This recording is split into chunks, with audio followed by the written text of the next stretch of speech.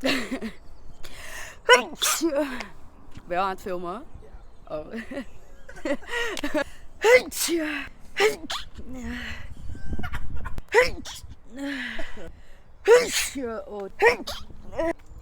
Hi, my name is Amma. Welcome back to the channel. Today we're gonna talk about my journey. The last time I was talking about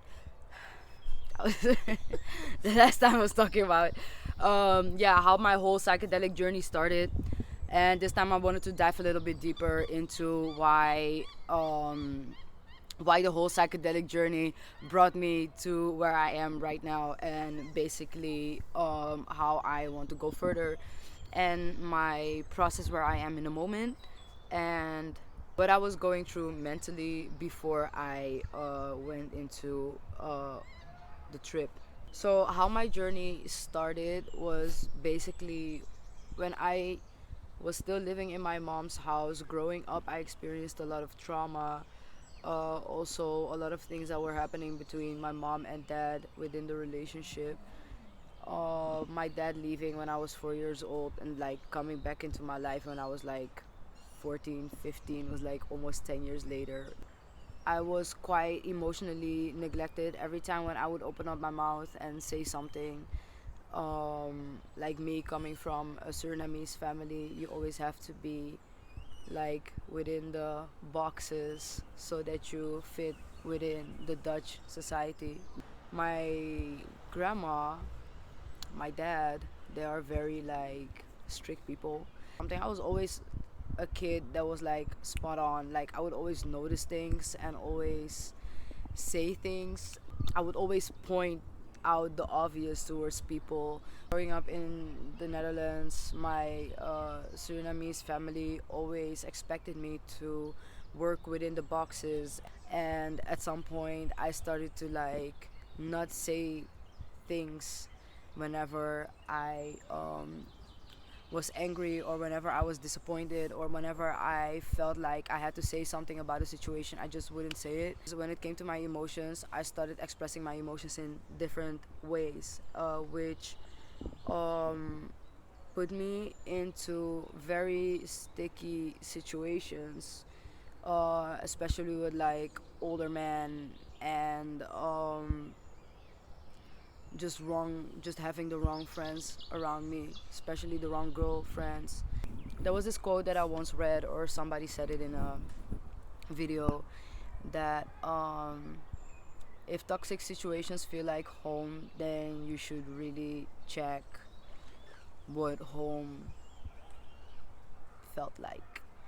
And that's facts, because I grew up in an emotionally neglected household. I actually found out later on, like within this period of time, that I often attract very manipulative people because I just am this type of person that really suppresses my emotion and always act like I don't really need anything, and like I don't really want anything. But matter of fact is like I have learned to just really not listen to my emotions anymore. Then I moved out of my mom's house and I started living with my partner and my ex-partner, and basically it resulted to me kind of still swallowing my emotions and swallowing my own needs. I couldn't express my feelings and my emotions and my needs in the way that I really needed to. So at some point, I started getting really tired. I started getting like these fucking headaches, and my heart started pounding. And sometimes when we had discussions, I would like feel that my heart was racing, and my thoughts. I had a lot of like racing thoughts, and later on when we broke up, I realized that I was slowly going into a depression. Like I started drinking. Besides working, I was always sleeping, and I was always in my room, and I didn't really want to deal with anybody. And at some point, I started experiencing panic attacks for the first time in my life. There was one time that I had like major, like my heart was racing, and my fingers were like trembling, and my whole body was shaking, and I started sweating, and I just had like this flight reaction. Every time when I would get into discussions with my partner, my heart would start racing, and I would start feel the same things that I would feel at the beginning of a panic attack. I would start trembling again and racing thoughts, and at some point I realized that I was in a very unhealthy relationship. But even though I was in a very unhealthy relationship, I loved this person way too much to let go. So within the situation, I kind of lost myself. I started going into hermit mode.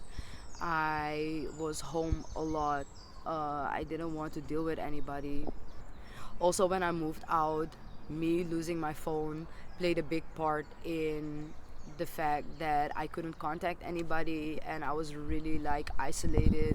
I felt like shit without somebody really being there for me, and I didn't have the feeling that anybody was there for me. It felt very lonely.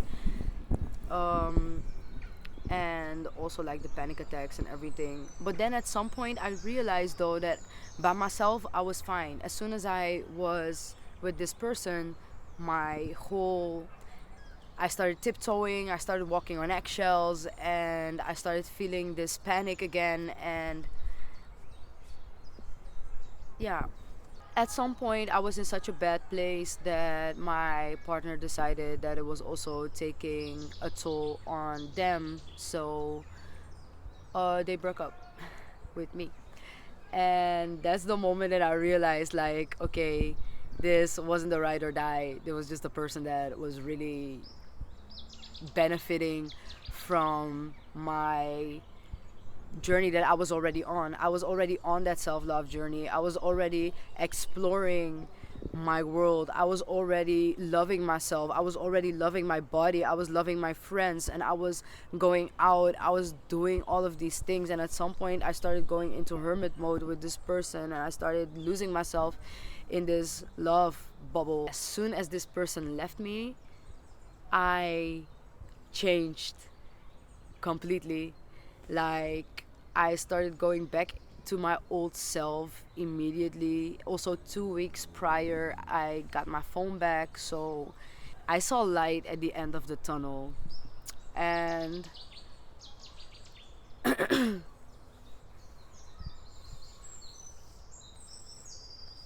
flashbacks. Jesus. That's the moment that I realized that I was compromising myself for the relationship, and that was not the correct way to go about things. So that's really when I decided that I want to do a big trip. Also, one thing that I really lost in the relationship was my love for psychology.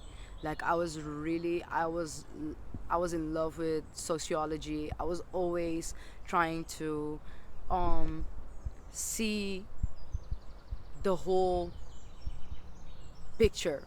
I was always trying to see the whole picture. I was always trying to get people and where they were coming from and why people are like they are. Just like me. Oh my god. When I got my phone back, I started going back into the world, and I started getting back into psychology, slowly getting back into contact with my friends, slowly starting getting back into contact with my family, my mom, my sister, my grandmother. And I realized, like, yo, I really need these people in my life. And I also realized, like, how becoming stuck in a love bubble can be very, very dangerous. And the Spice Girls said, if you wanna be my lover, you gotta get with my friend. Hey, they weren't fucking lying, because it's the fucking truth. You gotta get with my friends first, because that's my chosen family. And I realized, like, at some point there are new people coming into my life as I moved into like a whole nother area in Amsterdam.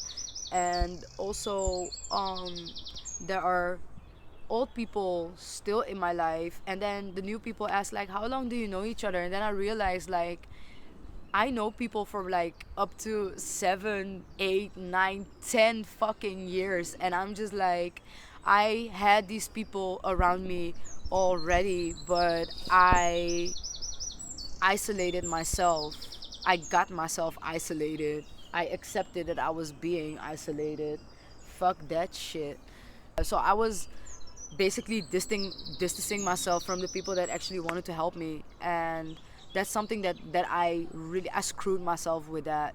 Like right now I have so much support around me, and I really love my friends. Like I really love you guys. So basically, it was also one of my best friends that helped me starting with these videos. Like, I really wanted to get myself out there and get my story out there for people to like see their life reflected back to them. You know, like see themselves back into me. I have my best friend that is helping me, and I fucking love him for that. I quit smoking. I quit smoking weed. It pretty much went automatically. Like once I started to feel better and actually started to think more clear, I realized that I didn't want to smoke weed anymore, and I just realized that I was better off without it because it just makes my mind foggy and cloudy. And also, I work every morning at 7 a.m. So, working at a middle school, like, these kids are fucking ruthless. Like, they will drop you on Snapchat sleeping in the fucking cafeteria, and I am not going to be that girl. Yeah, I started doing yoga, as y'all know. Right now, I am practicing handstands and pull ups. It's more calisthenics, I guess. But yeah, I'm just working on my abs and trying to keep this body in shape because the stress made me lose a lot of weight. And I lost it not in the most beautiful way, but I try to maintain it in the most beautiful way. And I'm very proud of myself for that. I'm still vegan as fuck, and right now I'm just eating fruits, nuts, coconut water. I am eating a lot of proteins and for muscle growth, and I am just like working on my body. The ass is still assing, and yeah, period. Right now, as I'm crawling back out of that fucking hole that I was finding myself in, I'm trying to work on my discipline in small steps. Just keeping small promises to myself every day and trying to work on those promises every day. Um, until now, I've been doing a lot every single day, and it's working. I feel fully energized when I start my day, and until now, it's still working. But sometimes when work kicks in and the rush of life kicks in, it's really hard to keep up with the pace. And for example, last time, like the other day, I had a performance and I was done at like 10, and we had to drive all the way back to Amsterdam from Den Haag, and I was just like, I was home at 12, and then you have to wake up at like 5:30 to do your yoga, start preparing for school at 6:15, and then be at school at 7. So yeah, as a projector, like, I need my sleep.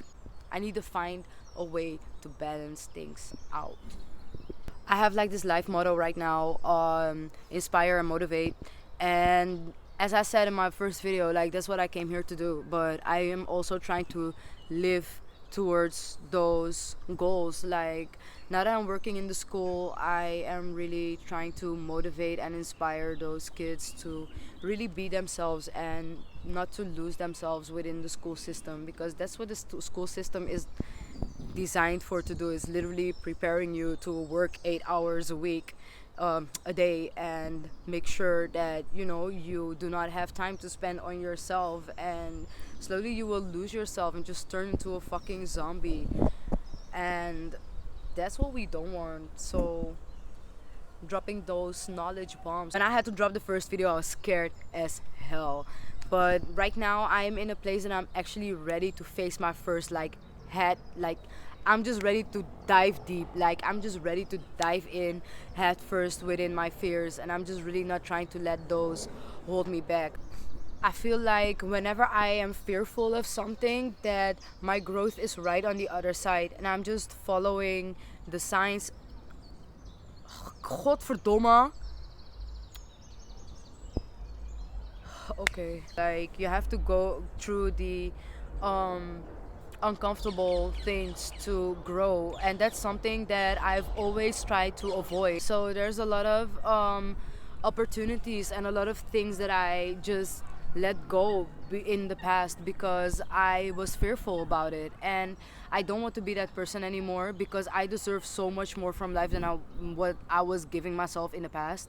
So right now I am in a place that I'm just ready to dive deep into those fears and just I don't see fear as a fear anymore. Like I every time when I feel fearful about something, I just I just love it because when I when I feel fearful, I feel like it's my spirit telling me like this is my lesson. It just gives me an extra reason to look into myself and to dive deep into myself, like why am I being fearful of this. And now 9 out of 10 times is because I have this insecurity about myself, which also comes from my past. And as I said, I'm not trying to be that person anymore, so I'm just diving deep like head first, and I'm loving it here. Also with that, like overcoming fears, I am getting to know a lot of new people within my life, and also me moving out and being in a total different part of the city. I am just meeting a whole bunch of new people and like coming out of a really nasty situation. I